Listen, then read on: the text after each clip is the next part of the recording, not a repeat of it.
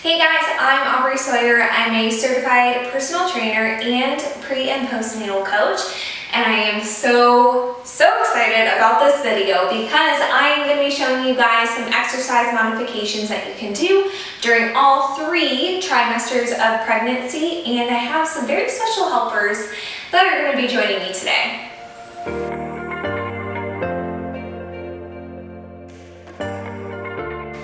Okay, first things first, before we dive into the exercise modifications, I do want to drive home a very important point, which is if you are pregnant and you plan on exercising, you should always talk to your doctor first. Just make sure everything is safe and that it's healthy for you to do so.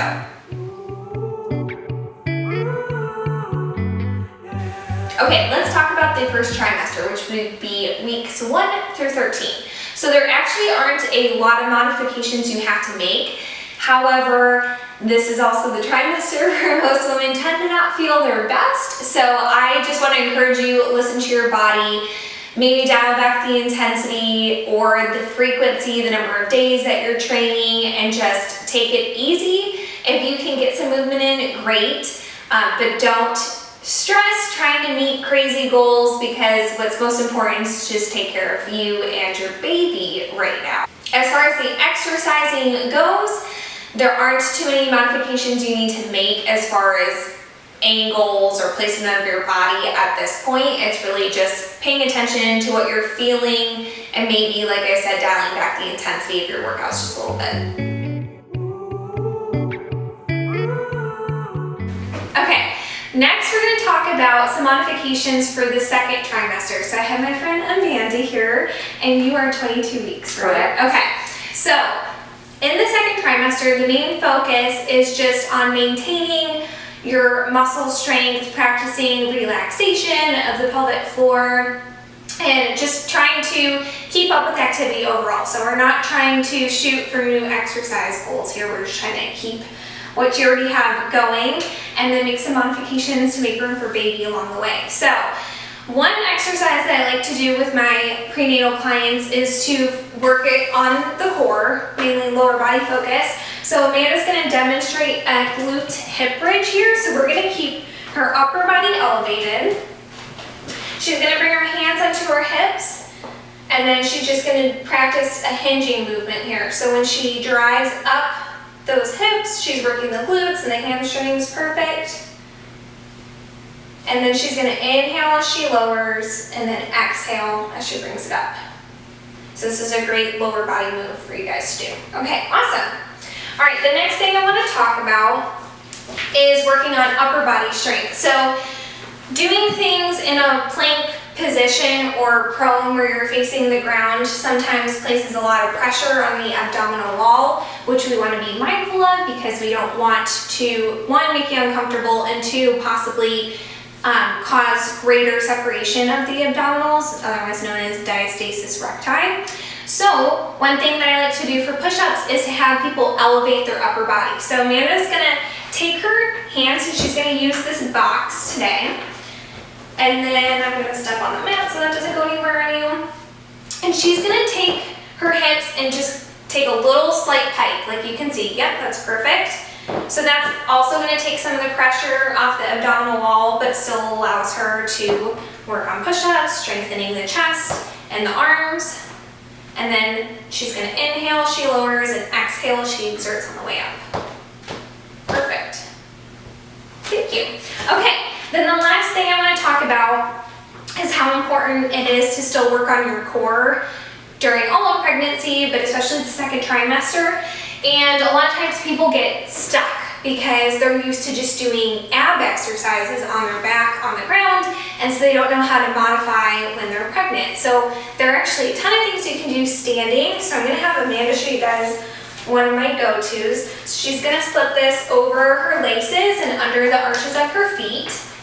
And she is going to take a nice step out to the side, which is going to work the glutes. Then she's going to step in and drive her knee up, which is going to work those abdominals. So I like this because it's a single-sided movement. We tend to have one side that's stronger or weaker than the other, so when you break it apart, you can kind of take notice of which side maybe you need to focus on your balance and strength on. And then also, not only is this a good core exercise, but it's also working on her balance, which tends to shift with your center of gravity moving during pregnancy.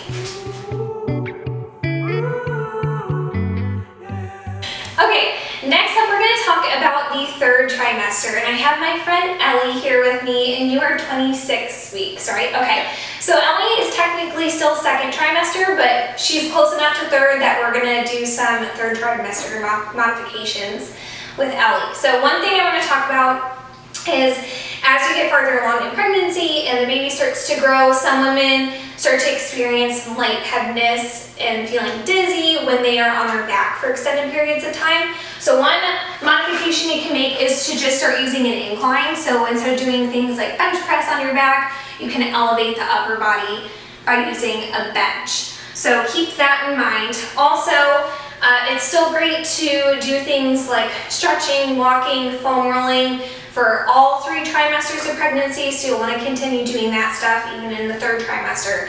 But the big focus for the third trimester is preparing for baby to come, some birth preparation, relaxing and strengthening the pelvic floor still, and just trying to do activity that you feel like doing when you feel like doing it. So not trying to push yourself past any limits, just taking it easy, listening to your body.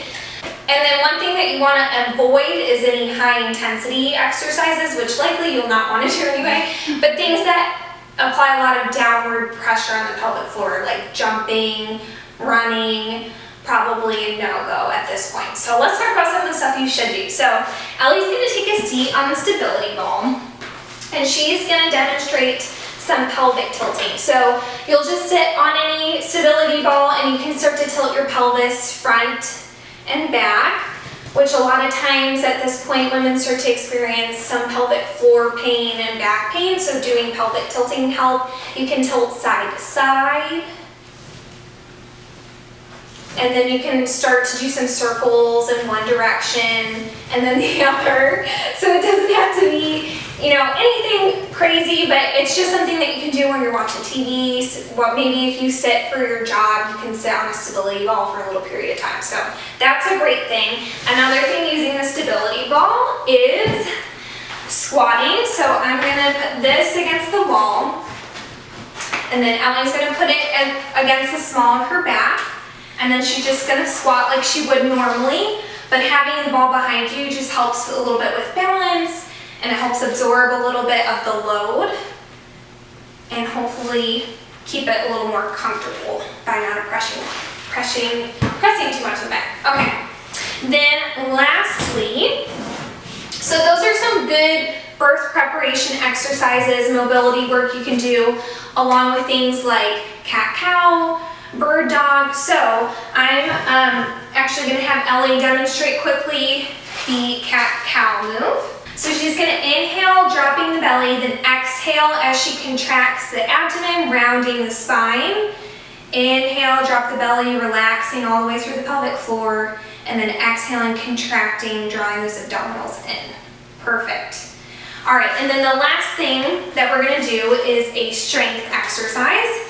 So as you get farther and the baby starts to grow, it gets a little bit more difficult to hold things in front of you, and sometimes balance can be an issue. So one thing I like to do to work on strengthening the legs, which is important to help carry the load of baby as you get farther, is to work the hamstrings and the glutes by doing deadlifts, but in the split stance. So I'm going to hand this over to you. And Ellie's going to demonstrate a split stance deadlift. So she's going to step one leg behind, adding a bend in that back leg, and then she's going to hinge from the hips, squeeze the glutes as she comes up. Yep, hinging from the hips, squeezing the glutes. And as you do that, the hips go backwards, and then as you come to upright, exactly, squeezing the bottom. Perfect. Thank you. All right, guys. As I wrap up this video, I just want to say that this was really just skimming the surface. There are so many other exercise options out there, but hopefully these give you some ideas of things to keep in mind as you're training. And of course, I really want to encourage you to work with a personal trainer, and especially someone that is certified to work with pre- and postnatal clientele. What's really important is that you just take care of yourself, getting movement in when you can, and being graceful with yourself as your body is changing and the baby is growing. So hopefully these give you some ideas of things that you can do at home or at the gym to stay active during pregnancy. Thanks so much for watching, you guys. I hope you found this video helpful, and if you want to be able to catch any future videos that I put out with more helpful fitness content just like this, be sure to subscribe to my channel, Aubrey Sawyer, so that you're in the know the next time one comes out.